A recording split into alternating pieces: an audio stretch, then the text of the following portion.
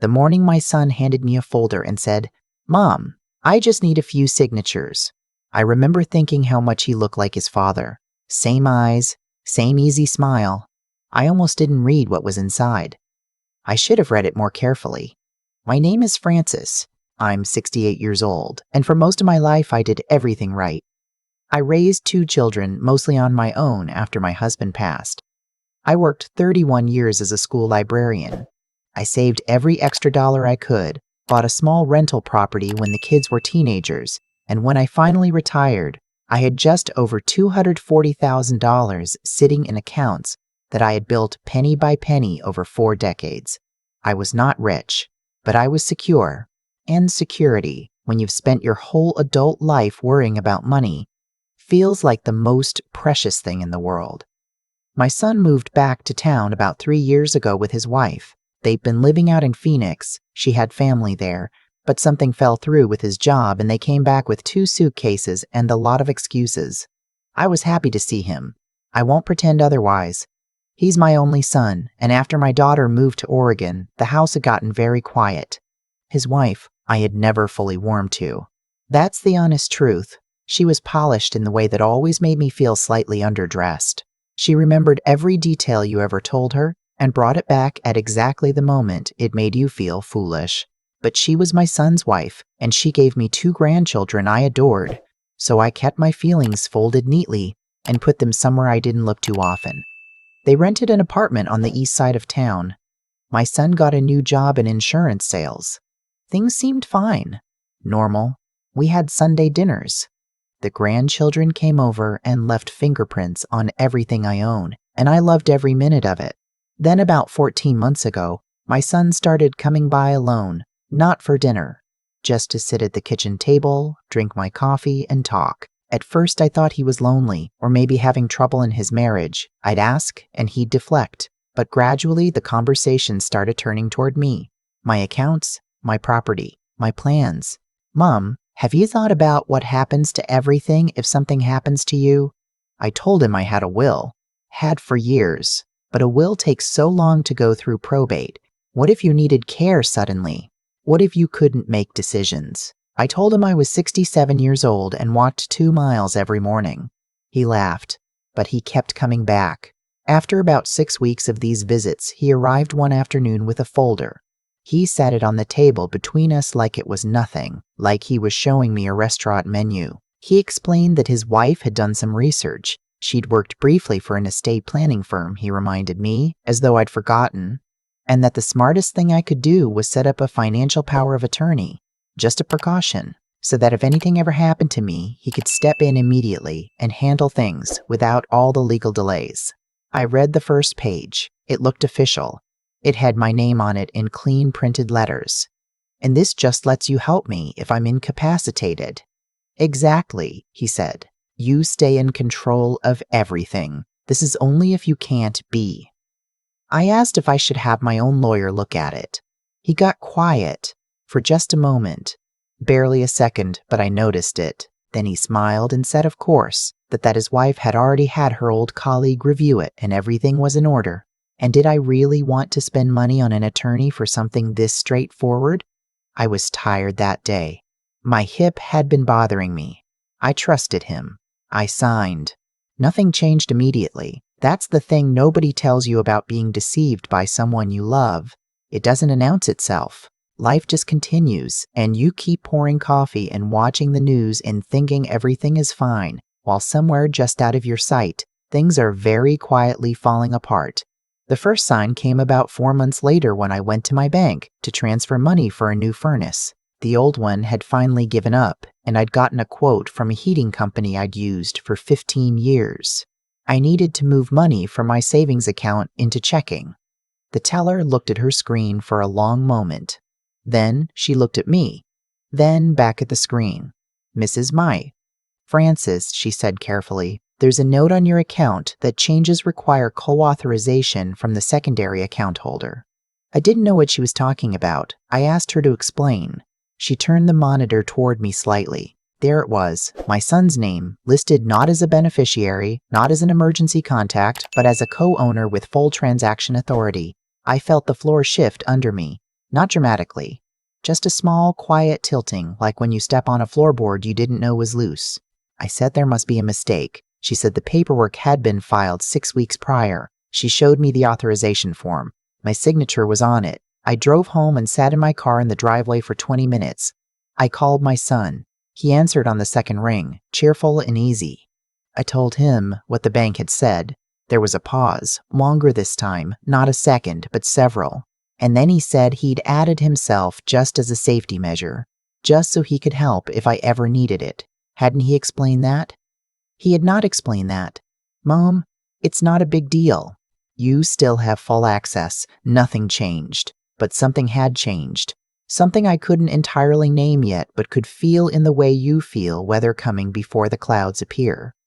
I told him I wanted my name back as sole owner. He said he'd look into removing himself, but that it was complicated paperwork and might take a few weeks. He said I was worrying over nothing. I hung up and sat at my kitchen table for a long time. The next morning, I called the rental property management company I'd been using for 12 years. I had a small duplex 2 miles away. Nothing fancy, but it brought in steady income and was worth somewhere around $180,000. I called just to confirm the February rent had come in. The woman on the phone was quiet for a moment. She said all correspondence had been redirected about 2 months ago, per the instruction of the new property manager. I said I was the owner. I said there was no new property manager. She put me on hold. When she came back, she read me an authorization letter. The signature on it was mine. I don't remember the rest of that phone call. I know I said thank you before I hung up, because that's what I always do. I was taught that you're always polite, even when you're panicking. I went to my bedroom and I sat on the edge of my bed and I looked at my hands. These hands that had shelved 1,000 books, changed diapers, planted a garden, written birthday cards, held my husband's hand when he was dying. And someone had taken my name and forged it onto a letter and redirected the income from my property to an account I didn't control. I thought about calling my son. I didn't. I thought about calling my daughter in Oregon. I almost did, but she had a new baby and I didn't want to alarm her until I knew what I was actually facing. Instead, I called the one person I should have called from the beginning. My neighbor, Gwen. Gwen is 73 years old, retired from 30 years as a paralegal, and has approximately 0 patience for nonsense of any variety. I've known her since our kids were in middle school together. I told her everything, all of it, starting with the folder on the kitchen table. There was a long silence on the line. Frances, she said finally, you need to go to the bank first thing tomorrow morning, and you need to bring every piece of documentation you have. And you need to call an elder law attorney today, not tomorrow, today. I said I didn't want to get my son in trouble. Another silence. Longer. Honey, she said quietly, he's already in trouble. You're just the last one to know it. That night, I didn't sleep. I went through every file in my home office, every account statement, every property record, every piece of mail from the past year. I found things I hadn't noticed at the time. A letter from the bank confirming a change to my account, which I'd assumed was routine. A property management form I remembered signing that looked different now that I knew what to look for. And something I hadn't seen before, tucked into the very back of a folder I never used, a photocopy of what appeared to be an amendment to my will. My signature was on it. I did not remember signing it, and it had transferred primary inheritance of my rental property to my son's wife. I sat at that desk until 3 in the morning. The next day I followed every step Gwen told me to follow. I went to the bank at 9 o'clock when it opened. I asked to speak to the branch manager, not a teller. I brought every document I had. I told her what I'd found. She was thorough, and she was kind, and she was clearly not surprised, which told me something about how often this happens to people who look like me. She froze all transaction activity on my accounts pending an investigation. She gave me the number for their fraud department. She also, quietly, gave me the name of an attorney she said had helped other clients in similar situations. I called the attorney from the parking lot. Her name was Helen, not a name from my son's wife's network, not someone who had reviewed anything for anyone I knew. She was sharp and direct, and she said the words I needed to hear. This is financial elder abuse. It's a crime. And there are clear steps we take from here. I won't pretend the next 3 weeks were easy. They were some of the hardest of my life, and I have had hard seasons. I had to walk through the reality that my son, my child, the boy I had taught to ride a bike, the boy I had sat up with through 3 ear infections and a broken heart in 9th grade, had looked at everything I had built and decided it belonged to him. The attorney filed an emergency petition to revoke the power of attorney. The bank's fraud investigation confirmed that 2 signatures on account documents did not match my verified signature on file. The property management redirect was traced to an email sent from a device registered in my son's wife's name. My son called me 11 times in 4 days. I let them all go to voicemail. His wife sent a text message that began with the words, "I think there's been a misunderstanding," and I didn't read past the first line. My daughter flew in from Oregon. She sat at my kitchen table and held my hands, and neither of us said very much for a while. She is practical in the way that younger children sometimes become when they've watched their parent carry everything alone for too long. She made calls. She organized papers. She made sure I ate. On a Tuesday afternoon, 3 weeks after I first walked into that bank, 2 officers arrived at my son's apartment. His wife was taken in for questioning regarding document fraud, forgery, and financial exploitation of a vulnerable adult. My son was questioned separately. I was sitting in Gwen's living room when she texted me that she'd seen the police car from her kitchen window at the office complex where my son worked. I put down my tea. I looked out Gwen's window at the bare oak tree in her front yard. I thought about the Sunday dinners we'd had. I thought about my grandchildren. I cried, which I hadn't let myself do until that moment. Not because I felt sorry for what was happening to my son, but because I finally understood, sitting in that chair, that there had been a version of this that didn't have to happen, that somewhere along the way something had gone wrong in him that I hadn't seen or hadn't let myself see, and that the grief of that was entirely separate from the legal situation, and it was going to take me a long time to sort one from the other. The investigation continued for several months. My son's wife was ultimately charged on 3 counts, including forgery and elder financial fraud. My son cooperated with investigators. His attorney told my attorney that he claimed not to have known the full extent of what his wife had done, that he thought the original power of attorney was legitimate and hadn't understood how far she had taken it. I don't know how much of that I believe. I may never know. That's something I've had to make peace with. What I do know is this: every account is back in my name alone. The rental property is fully in my control. The fraudulent will amendment was invalidated. I recovered all but about $4,000 of redirected rental income, which the court ordered repaid as part of the civil judgment.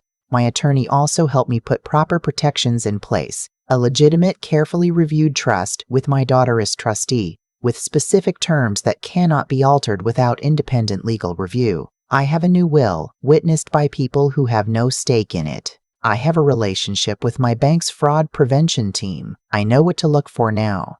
My son and I have spoken twice since everything happened. Short, careful conversations.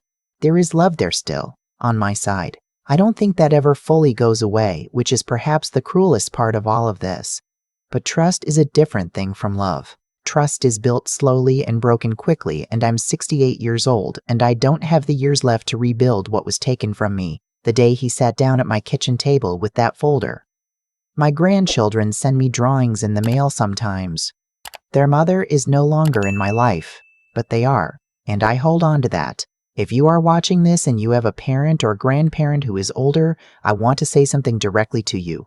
Please, please do not let them sign anything without having someone independent and trusted review it first. Not because their children are necessarily bad people, but because sometimes people we love make terrible decisions when they are afraid or under pressure, or influenced by someone who does not love those older people at all. And if you are watching this, and you are the older person, if something feels wrong, if someone is asking you to sign things and rushing you past your own questions, if you feel confused about your own accounts, please stop.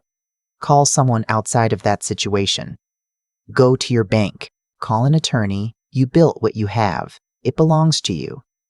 I walked 2 miles this morning. My hip still bothers me, but not as much as it used to. I poured my own coffee and sat at my own kitchen table, and the house was quiet, and it was entirely, completely mine, And for the first time in a very long time, that felt like enough. There's something people don't talk about enough when it comes to betrayal inside a family. They talk about the legal part, the money part, the anger part, but they don't talk about the specific grief of realizing that the harm didn't come from a stranger. It came from someone whose face you know by heart, someone you chose to believe again and again, because choosing not to believe them felt like losing something you couldn't get back. I think about the folder my son placed on my kitchen table. How ordinary it looked. How ordinary he looked sitting across from me, smiling that easy smile. And I think about how none of what happened after that was an accident or a misunderstanding. Every step was deliberate, the timing of his visits, the questions about my accounts, the rushing past my hesitation, the document filed at the bank while I was home making dinner, not knowing a thing. That kind of deliberate harm has a way of catching up with itself. Not because the universe is watching and keeping score, but because deception on that scale requires constant maintenance. You have to keep lying. You have to keep covering. You have to make sure the person you're deceiving never talks to the right people, never asks the right questions, never walks into a bank on the wrong Tuesday. And that is an exhausting, unstable thing to build your plans on. It was my neighbor Gwen who broke the whole structure open, not with anything dramatic, just with the plain and steady insistence that I deserved to know the truth about my own money. One honest conversation undid months of careful manipulation. I have thought a lot about what I would tell a younger version of myself, or any woman sitting in that chair I was sitting in. And the thing I keep coming back to is this. Intelligence alone is not enough to protect you. I was not a foolish woman. I had managed my own finances for decades. But I was tired, and I trusted someone I loved, and I let that trust stand in for my own judgment. Wisdom, I've learned, is knowing when love and judgment have to operate separately. When caring about someone does not mean accepting what they tell you without verification. The courage it took to walk into that bank and say something is wrong was the hardest thing I did through all of it. Not the lawyer calls, not the investigation. That first step, where I had to admit out loud that my own child may have done this. That took everything I had, but I've come to believe that acting on what you know, even when it costs you, is the only kind of strength that actually builds anything lasting. My son made choices. I made different ones. And the consequences followed each of us accordingly. Helen, my attorney, told me something near the end of the process that I've held on to. She said that in her experience, the people who recover from situations like mine are not the ones who were never hurt. They're the ones who refuse to let the hurt become the last word. I walked 2 miles this morning. I poured my own coffee. I sat at a table that belongs to me, and I thought about that. The last word in this story is mine.